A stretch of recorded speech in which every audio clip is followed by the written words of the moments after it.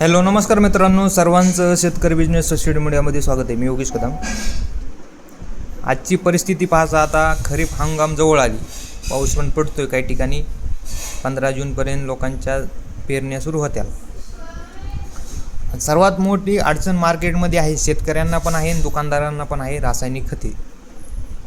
रासायनिक खतांचा बाहेरून आपल्याला पुरवठा येतो, त्यामुळे युद्धाच्या पार्श्वभूमीवर माल योग्य वेळी भेटत नाही आणि रेट पण भरपूर वाढले रॉ मटेरियलचे.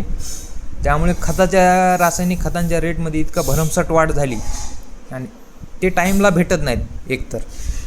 यामुळे शेतकऱ्यांना एक पर्याय शोधणं गरजेचं आहे. तो आपण आज पर्यायाविषयी माहिती देणार आहोत. पहा आता शेतकरी मित्रांनो, घरच्या घरी तयार करा मिश्र खते. 50 किलोची एक गोणी तयार करण्यासाठी लागणारी खत मात्रा किलोमध्ये. आता हे पूर्ण मिश्र खते आहेत, म्हणजे 15-15, 10-26, 12-32, 16, DAP 20-20, 19-19, 18-18, 10, 24-24, 14-35, 14. आता हे खतं तुम्ही युरिया, सिंगल सुपर फॉस्फेट आणि पोटॅश मिक्स करून कशा प्रकारे तयार करू शकतात पहा. आता यात दिलेले मिश्र खतांचे नाव. यामध्ये युरिया किती वापरायचा आहे, सिंगल सुपर फॉस्फेट किती वापरायचं आणि पोटॅश किती वापरायचं. पहा आता समजा उदाहरणार्थ तुम्ही 15-15-15 हा खत तुम्हाला घरीच तयार करायचा आहे, युरिया, सिंगल सुपर फॉस्फेट आणि पोटॅशमध्ये. त्यामध्ये तुम्हाला युरिया घ्यायचं आहे 17 kilo, 47 kilo single super phosphate घ्यायचं आहे आणि पोटॅश घ्यायचं आहे 13 किलो.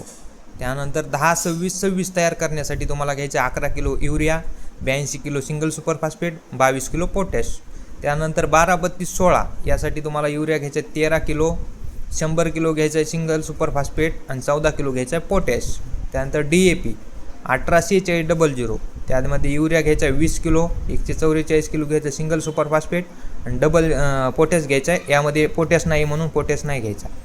त्यानंतर 20-20-20 यामध्ये 22 किलो घ्यायचा युरिया, 63 किलो घ्यायचा सिंगल सुपर फॉस्फेट आणि 20 किलो घ्यायचा आहे पोटॅश. त्यानंतर 19-19-19 यामध्ये 21 किलो घ्यायचा युरिया, सिंगल सुपर फॉस्फेट घ्यायचा आहे 60 किलो आणि पोटॅश घ्यायचा आहे 12 किलो. त्यानंतर 18-18-10 यामध्ये 12 किलो घ्यायचा युरिया, सिंगल सुपर फॉस्फेट घ्यायचा आहे 20 किलो आणि 9 किलो घ्यायचा आहे पोटॅश. त्यानंतर 24-24-24 यामध्ये 38 किलो घ्यायचा युरिया, 75 किलो घ्यायचा सिंगल सुपर फॉस्फेट. यामध्ये पोटॅश नाही आहे, मग त्यामुळे पोटॅश घ्यायचा विषयच राहत नाही. 14-35-14 त्यामध्ये 16 किलो घ्यायचा युरिया, 110 किलो घ्यायचा सिंगल सुपर फॉस्फेट, कारण फॉस्फरसचं प्रमाण जास्त आहे, आणि 12 किलो घ्यायचा आहे पोटॅश. याप्रमाणे तुम्ही या खतापासून, आता हे मार्केटमध्ये तुम्हाला तर युरिया तर काही प्रमाणात भेटत नाही, पण सिंगल सुपर फॉस्फेट आणि पोटॅश मिळतो आहे. त्यामुळे तिन्ही मिक्स करून तुम्ही या प्रकारे घरी कोणत्याही, उदाहरणार्थ ऊस पिकाला खत जास्त लागतो, तुम्ही नक्कीच ह्या खतांचा वापर करून घरच्या घरी NPK खत तयार करा, मिश्र खत. याचा नक्कीच तुम्हाला फायदा होईल, क्वांटिटी जास्त मिळेल खताची आणि व्यवस्थित भावामध्ये पण हे खत मिळून जाईल आजच्या मार्केटच्या दृष्टिकोनातून. ही माहिती कशी वाटली नक्कीच कमेंटमध्ये सांगा. आणि आजच्या खरीप हंगामामध्ये शेतकऱ्यांनी या माहितीचा नक्कीच वापर करून आपल्या खर्चामध्ये बचत करा आणि योग्य वेळी खत मिळण्याचा हे प्रॉब्लेम आणि अडचणीचा एक सल्ला आहे.